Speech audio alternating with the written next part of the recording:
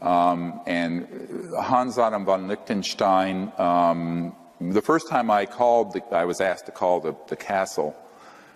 His butler or someone picked up, and then he was immediately put on, and we talked, and he says, well, I don't want to talk on the phone too much, but we should meet. And these letters, this and you can go to the next one also. It was maybe a month later or something.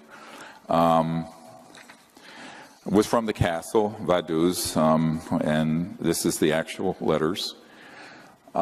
He basically said to me, you know, let's get together. And I think he was wanting me to come to Europe, and I said, well, I'm too busy. I'm working as a doctor. And then it ended up, and although it's not reflected in this letter, he came to New York and stayed at the Four Seasons Hotel there in Central Park. And so he invited me over, and I had a meeting with him. But he says, from what I know of your assessment is correct about the group, this cabal, which is controlling the issue we discussed, UFO. I suspect they have very good reasons not to inform the public, and therefore I am highly skeptical about your chances of success. But he still wanted to meet. So I said, okay, let's meet. So this is where it's going to get into some shock and awe. I'm going 94 in July. I go up and meet with him at the Pierre Hotel, Four Seasons. And the reason he didn't think it could succeed is that he told me the ETs wouldn't allow it. They wouldn't allow disclosure to happen. I said, excuse me, we're making contact, and it's clear that, you know. He said, well, let me tell you what happened.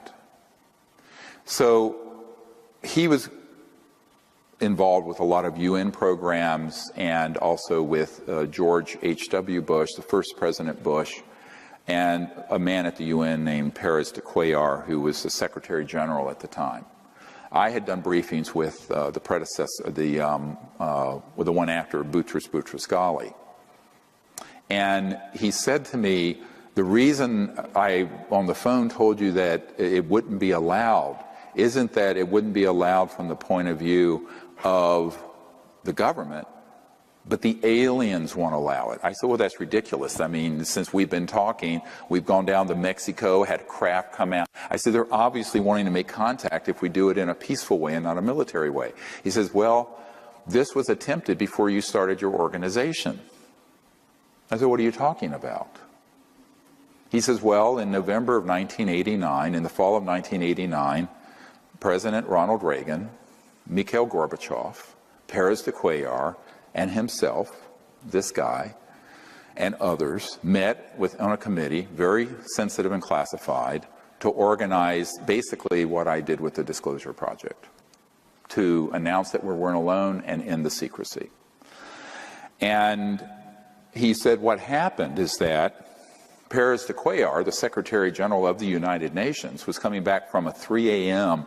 late night planning session for this event when he was abducted by aliens from his motorcade in Manhattan. And I said, oh, really? And he proceeded to tell me the gory details of what happened. So Perez de Cuellar was taken somehow out of the motorcade onto an ET craft where he was threatened by the ETs and told, if you disclose this information, we will abduct every world leader involved, including the President of the United States.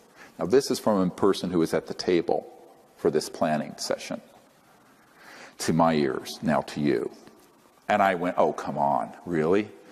And he said, yeah, it blew up like an atomic bomb in the Bush White House. Subsequently, I found out that up at Kennebunkport, there were all these UFOs zipping around when Bush was up there out on his cigarette boat. And they didn't realize they were ours. So now we're getting into false flag 101, up to and including being able to deceive members of MAGIC. And it took me a long time to get to the bottom of this mystery. Now, people like Bud Hopkins thought it was a real abduction case. And I looked into it, and I found out that if you go back to the Roswell event, there was a red-headed sergeant who was the badass guy who threatened to kill everyone, all those ranchers who saw this thing crash.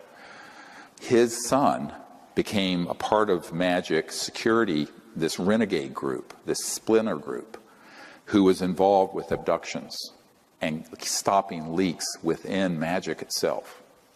He then went and was in the security detail that night and set up the electronics for this electronic warfare abduction of aliens. It was all a hoax. It wasn't ET at all. It was 100% military ops.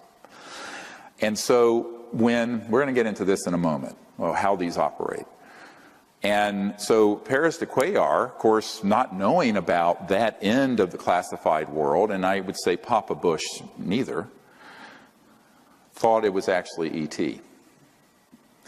And it blew up, as I said, like an atomic bomb in the Bush White House. And Gorbachev, they pulled the plug on the plans to do disclosure and end secrecy in 1989 at the end of the Cold War. And I think it's strange that in January of 90, 2 months later, is when I had a contact event at my house in North Carolina with an ET and that said basically, pick up what you've dropped. Do this, what you left and behind as a teenager. Pick this up again. Someone's got to pick this up. But maybe that's a coincidence. But Paris de Cuellar thought that was an actual alien abduction. And I said, well, with Your Highness, with all due respect, there are technologies that would facilitate this kind of deception. And the military term, so you know it, is a false INW, or a deceptive INW, indication and warning. And it's basically like the Gulf of Tonkin event in Vietnam. You basically exaggerate or hoax an event that then manipulates policymakers. So this was the ultimate takedown of official disclosure, which was about to happen in 1989. Got it?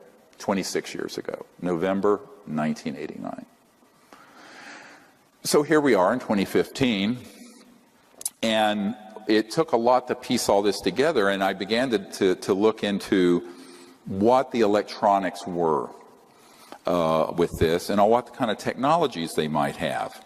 And one bit of insight that the prince had, he said, so he told me that the reason he was funding the abduction groups is that he was convinced that there was an existential threat from outer space. That's been the Sub Rosa plan since the 56. And that he wanted people to hate the aliens enough to pay the blood and treasure of World War III. And he also wanted it to be eschatological, where it would result in the end of the world so that Christ would return and the good folks would go up in a flying saucer, I guess, with Christ. Now, this is what he was telling me. I'm just listening. And I'm going, whoa, this is like, woohoo. And he was completely convinced that this is what needed to happen. This sort of end of the world eschatology is the study of the end of the world event, and that's why he was putting so much money in and providing so much funding to Mack and David Jacobs and Bud Hopkins and all this. And he told me, he says, I'm going to stop funding John Mack because he's become too positive about contact, and I only want to fund people who are going to put things out there that scare people and make them hate the aliens. He said this. So I went, oh boy. Now this is connecting a dot that all of you better listen to very carefully. It's the last thing you learn today. And that is that there is an overarching agenda that was hatched in the 50s. Remember that psychological warfare document and its value? That was hatched in between 53 and 56 to create the specter of a threat from outer space that does not exist. Werner von Braun stated on his deathbed, and we have the testimony of his assistant, that and said, they will first have the Cold War, then we decided there would be nations of concern, then global terrorism. We have this testimony from before 9/11. Then that would be followed by threats from outer space. They'll start talking about asteroids and things of this sort, but the ultimate one they're going to play is the alien threat, and it's all a lie, and it's all a hoax. But in order for the lie to work, they have had to create a body of disinformation, false information, and frightening scenarios, and actual events that would be convincing to our policymakers like Reagan, convincing to the average person, and to the UFO public that consumes videos, entertainment consoles, movies, etc. And that has been the 50 to 60 year plan. Don't forget that no less a figure than Douglas MacArthur in his last address to the Congress said World War III will be interplanetary. So they have been wanting to provoke an interplanetary conflict for as long as I've been alive, and I'm no spring chicken. And, all right, so this gets into a huge problem of how people consume information and can be manipulated through fear. Because if you look at the roots of human warfare, the early days, and even today, it's people abducting people, a tribe's women, raping them, abusing them sexually, etc., and so on. This is all stuff that they are simulating and saying that the ETs are doing through these abduction scenarios. It is 100% being done by military special operations that are this paramilitary force. And this is the deep end of the pond. Now, when I discovered this back in 1994, now this is 21 years on, I was told by someone in the intelligence community, don't talk about that, because that's what's really dangerous for you. And it's also what will discredit you, and it will also cause them to hate you the most, because you're defanging their whole war plan. The next big war is not terrorism, it's interstellar. And if you expose that it's a hoax, it takes all the steam out of their plan. I said, yes, but if we don't, we're cooked, because there's no way you can have war that's interstellar and survive it. It'd be worse than mutual assured destruction, because the technologies are 1,000 times worse than a hydrogen bomb. So I said, look, we're going to have to figure out how to deal with this. And the only way I know how to do it is put the sunlight in there and let people know what the truth is. So a man came along. If we go to the next slide.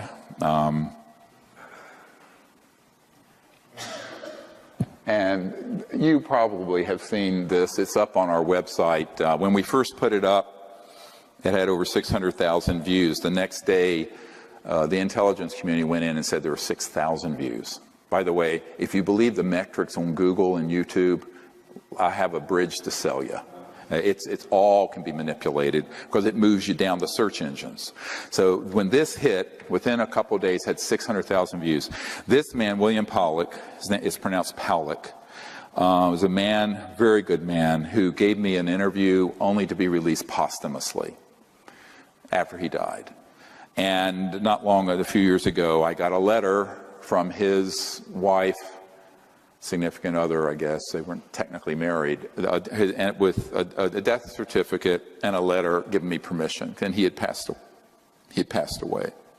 And I have a lot of these, and I honor my word about keeping a confidence.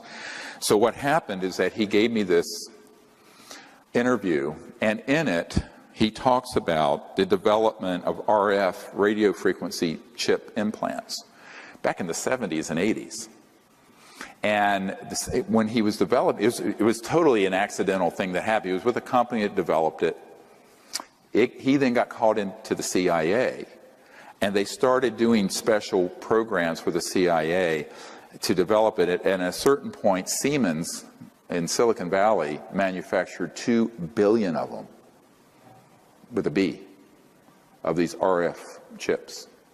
And the way they work, I mean, they can be so miniaturized, you could eat something with it, it has a radio and it can transmit not only where you are, but the really advanced ones have a neurophone capability to control thought and behavior. Very sinister stuff. So you can actually do a lot of psychological warfare with these RF frequency chips. Now that was the early stages in the 70s and 80s. Now you figure, 40 years later, they're more and more and more and more sophisticated. And as I've watched the whole UFO subculture sort of get involved with this whole fascination with abductions and implants, I went, yeah, but EG&G is on one of the plants is on the edge of the Area 51. They're the ones manufacturing the implants that you're taking out of these abduction victims. Absolutely. They're not coming from outer space. They don't need that. If you're interstellar, you're transdimensional. If you're transdimensional, you don't need an RF frequency plant chip to track anybody, because their technologies are way beyond that. I said, this is human, 100%. And you better wake up. And so Powlett gave us this interview, and it was one of a dozen data points that I began to accumulate. And then, not many years ago, I get a document, the next one, which is chilling. It's never been shown. It's from the Strategic Studies Institute, think tank, and it's dated 1995. And it was talking about all kinds of global security strategies. And, you can look at it yourself, cult-programmed graduates, blah, blah, blah, who will be expected to participate in contrived UFO abduction scenarios. Listen carefully. Oh, we need the next one up. Strategic Studies Institute. Is it? I can't see the screen. Is it up? All right. So I loathe reading to people but this I will.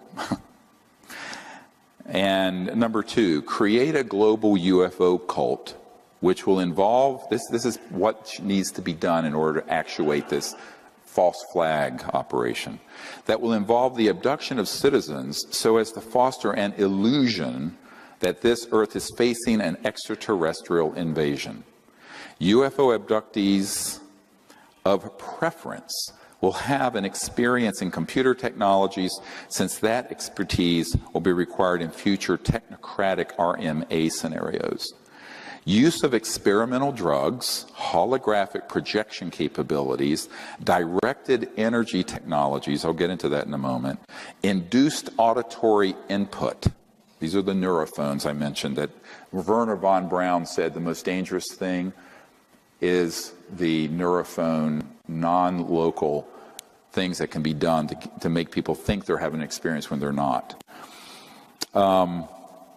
Input, experimental aircraft, well, that's just a euphemism for man-made UFOs, and special effects costuming and stagecraft, among other things, will be used to persuade the abductees of the reality of their circumstances. Official denials regarding these events will employ reverse psychology to ensure that all such denials are taken as official confirmation of an imminent and or ongoing extraterrestrial invasion. This is the next page. UFO abductees will be persuaded to worship their anticipated ET conquerors in cult-enforced religious fashion. UFO cult networks will be controlled by U.S. intelligence to limit infiltration and ensure that dissidents do not disrupt UFO long-term agendas. Uncontrollable dissidents will be assassinated, preferably by directed energy means. Dissociative satanic cult graduates will handle all such executions, i.e., when not actively lending logical and theatrical support to UFO abduction operations. Number three, directed energy surveillance and weapons technology of all types and caps will be used for purposes of spreading fear and confusion in the population at large under deniable circumstances, for eliminating persons deemed adversarial to U.S. national security interests, and for spotting, assessing, and manipulating potential recruits to the RMA cause. Neurocybernetics and other psychotechnologies will be used to sow confusion and hypochondria in the population. The symptoms and effects produced by these and other directed energy technologies will parallel the effects produced by various microbes, viruses, and chemical imbalances, thus compelling a large segment of society to seek medical intervention, which in turn will be a basis for their being used for medical experimentation under voluntary circumstances.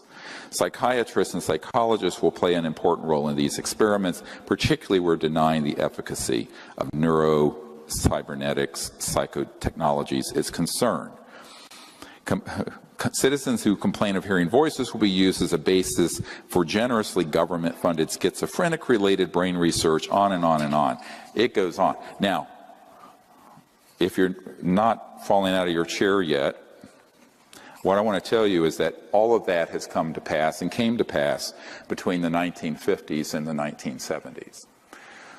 A man that I worked with before his death had developed an electronic system in 1956 or 54, that would enable someone electronically to remote view anywhere, and could also affect, some of these have been called radionic psychotronic weapon systems, and they were developed decades ago.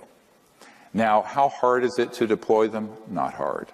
They're not used every day. They're used enough to create a groundswell of conviction that there's an alien threat.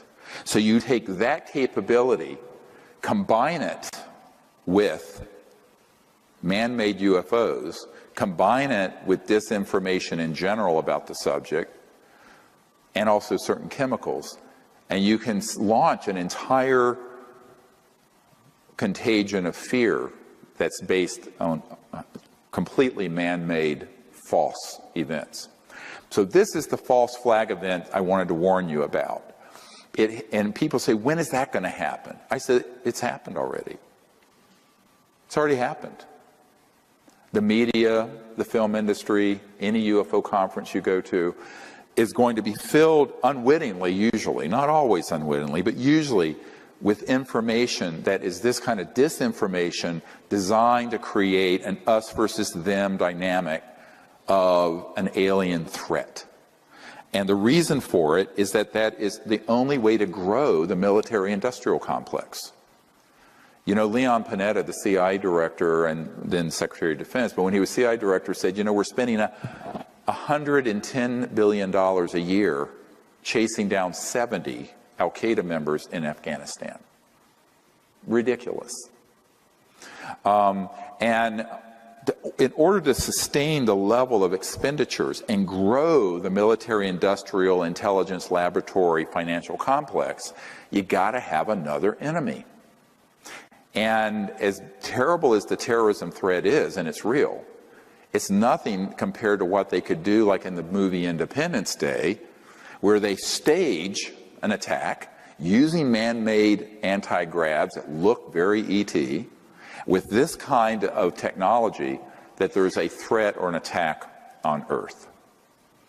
So, heads up, Wernher von Braun, on his deathbed, warned that this would happen and it would be hoaxed. We've had so many people. I have met with one man, I can't get him to come forward, and then another, and then another, and then another, who spoke of, in the early days, they used, I know this sounds terrible, but he was a little guy, and it was he was so short, and they basically did like you would in a movie, suit and head and mat to make him look like an alien.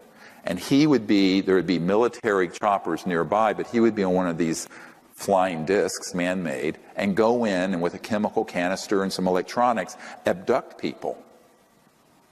And he says, oh yeah, I was on an abduction squad, it was way back, I think in the 60s.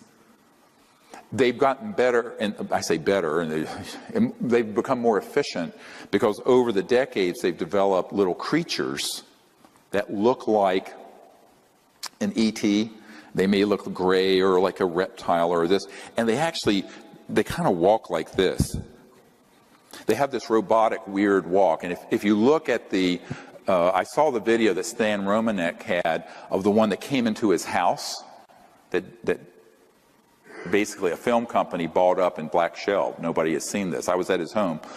And the one that came into his house was exactly one of these so-called gray-like creatures, and the way it moved was this very robotic. It was so obvious that it was a biomachine.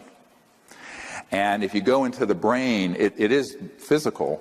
It has a biological component, but it's laced, the neural cortex is laced with integrated circuits.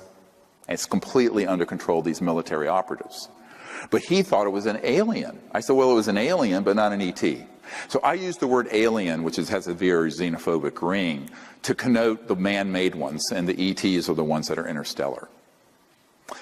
The aliens that are man-made are ones that are completely under the control of these paramilitary operations, and the stagecraft, if you use the language of this Strategic Studies Institute document, is so good that it would fool anyone. The president, the CIA, you could abduct, and they did. They abducted Paris de Cuellar out of his limousine using this stuff, and he thought it was ET. And that's why they killed the initial plan to end secrecy at the end of the Cold War. Gorbachev was home.